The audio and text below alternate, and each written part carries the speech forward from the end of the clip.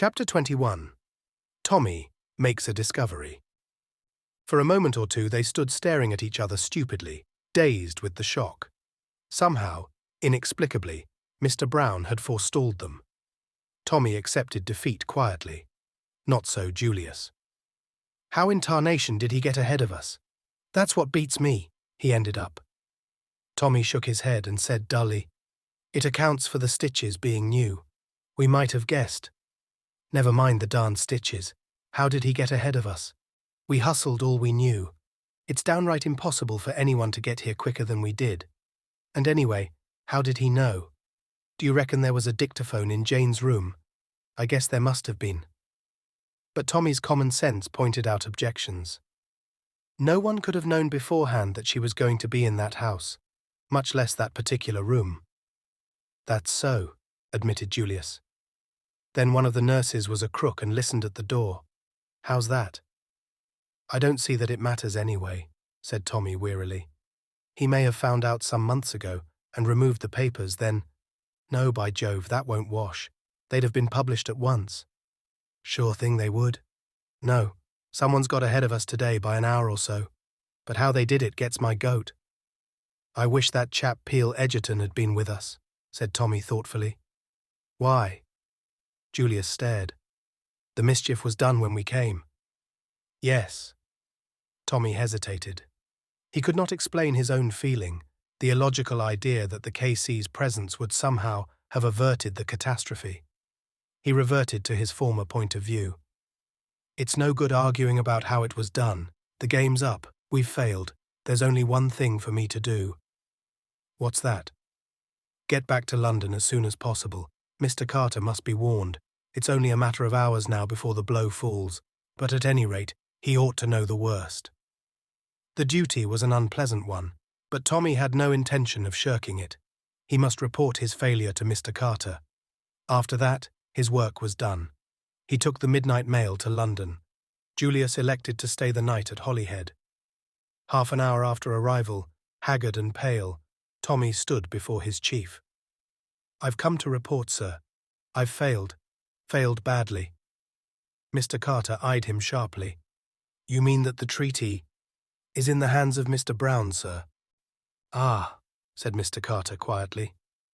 The expression on his face did not change, but Tommy caught the flicker of despair in his eyes. It convinced him as nothing else had done that the outlook was hopeless.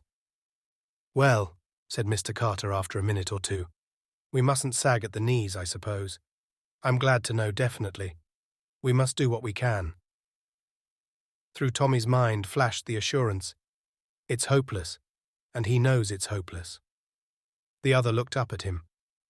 "Don't take it to heart, lad," he said kindly. "You did your best. You were up against one of the biggest brains of the century, and you came very near success. Remember that." "Thank you, sir. It's awfully decent of you." "I blame myself. I have been blaming myself ever since I heard this other news." Something in his tone attracted Tommy's attention. A new fear gripped at his heart. "Is there something more, sir?" "I'm afraid so," said Mr. Carter gravely. He stretched out his hand to a sheet on the table. "Tuppence," faltered Tommy. "Read for yourself." The typewritten words danced before his eyes. The description of a green toque, a coat with a handkerchief in the pocket marked PLC. He looked an agonized question at Mr. Carter. The latter replied to it, "Washed up on the Yorkshire coast, near Ebury. I'm afraid it looks very much like foul play." "My God," gasped Tommy.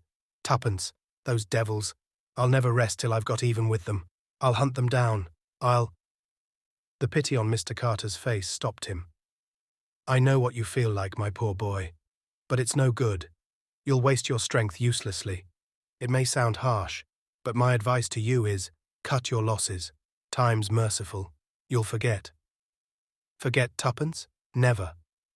Mr. Carter shook his head. "So you think now? Well, it won't bear thinking of. That brave little girl. I'm sorry about the whole business. Confoundedly sorry." Tommy came to himself with a start. "I'm taking up your time, sir," he said with an effort. "There's no need for you to blame yourself. I dare say we were a couple of young fools to take on such a job. You warned us all right, but I wish to God I'd been the one to get it in the neck. Goodbye, sir." Back at the Ritz, Tommy packed up his few belongings mechanically, his thoughts far away. He was still bewildered by the introduction of tragedy into his cheerful, commonplace existence. What fun they had had together, he and Tuppence. And now, oh, he couldn't believe it. It couldn't be true. Tuppence, dead. Little Tuppence, brimming over with life. It was a dream, a horrible dream. Nothing more. They brought him a note, a few kind words of sympathy from Peel Egerton, who had read the news in the paper. There had been a large headline, "EXVAD, feared drowned." The letter ended with the offer of a post on a ranch in the Argentine, where Sir James had considerable interests. "Kind old beggar," muttered Tommy as he flung it aside. The door opened, and Julius burst in with his usual violence. He held an open newspaper in his hand. "Say, what's all this? They seem to have got some fool idea about Tuppence." "It's true," said Tommy quietly. "You mean they've done her in?" Tommy nodded. "I suppose when they got the treaty she wasn't any good to them any longer, and they were afraid to let her go." "Well, I'm darned," said Julius. "Little Tuppence. She sure was the pluckiest little girl."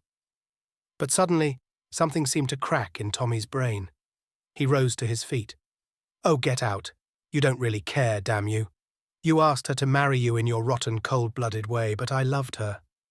I'd have given the soul out of my body to save her from harm. I'd have stood by without a word and let her marry you, because you could have given her the sort of time she ought to have had, and I was only a poor devil without a penny to bless himself with. But it wouldn't have been because I didn't care." "See here," began Julius temperately. "Oh, go to the devil. I can't stand your coming here and talking about little Tuppence. Go and look after your cousin. Tuppence is my girl. I've always loved her, from the time we played together as kids. We grew up, and it was just the same. I shall never forget when I was in hospital, and she came in that ridiculous cap and apron. It was like a miracle to see the girl I loved turn up in a nurse's kit." But Julius interrupted him. "A nurse's kit? Gee whiz, I must be going to Colney Hatch. I could swear I've seen Jane in a nurse's cap too. And that's plumb impossible. No, by gum, I've got it. It was her I saw talking to Whittington at that nursing home in Bournemouth. She wasn't a patient there. She was a nurse." "I dare say," said Tommy angrily. "She's probably been in with them from the start. I shouldn't wonder if she stole those papers from Danvers to begin with." "I'm darned if she did," shouted Julius. "She's my cousin, and as patriotic a girl as ever stepped." "I don't care a damn what she is, but get out of here," retorted Tommy, also at the top of his voice. The young men were on the point of coming to blows. But suddenly, with an almost magical abruptness, Julius's anger abated. "All right, son," he said quietly. "I'm going. I don't blame you any for what you've been saying. It's mighty lucky you did say it. I've been the most almighty blithering darned idiot that it's possible to imagine." "Calm down." Tommy had made an impatient gesture. "I'm going right away now. Going to the London and North Western Railway depot if you want to know." "I don't care a damn where you're going," growled Tommy. As the door closed behind Julius, he returned to his suitcase. "That's the lot," he murmured, and rang the bell. "Take my luggage down." "Yes, sir. Going away, sir?" "I'm going to the devil," said Tommy, regardless of the menial's feelings. That functionary, however, merely replied respectfully, "Yes, sir. Shall I call a taxi?" Tommy nodded. Where was he going? He hadn't the faintest idea. Beyond a fixed determination to get even with Mr. Brown, he had no plans. He reread Sir James's letter and shook his head. Tuppence must be avenged. Still, it was kind of the old fellow. Better answer it, I suppose. He went across to the writing table. With the usual perversity of bedroom stationery, there were innumerable envelopes and no paper. He rang. No one came. Tommy fumed at the delay. Then he remembered that there was a good supply in Julius's sitting room. The American had announced his immediate departure. There would be no fear of running up against him. Besides, he wouldn't mind if he did. He was beginning to be rather ashamed of the things he had said. Old Julius had taken them jolly well. He'd apologize if he found him there. But the room was deserted. Tommy walked across to the writing table and opened the middle drawer. A photograph, carelessly thrust in face upwards, caught his eye. For a moment, he stood rooted to the ground. Then he took it out, shut the drawer, walked slowly over to an armchair, and sat down, still staring at the photograph in his hand. What on earth was a photograph of the French girl Annette doing in Julius Hersheimer's writing table?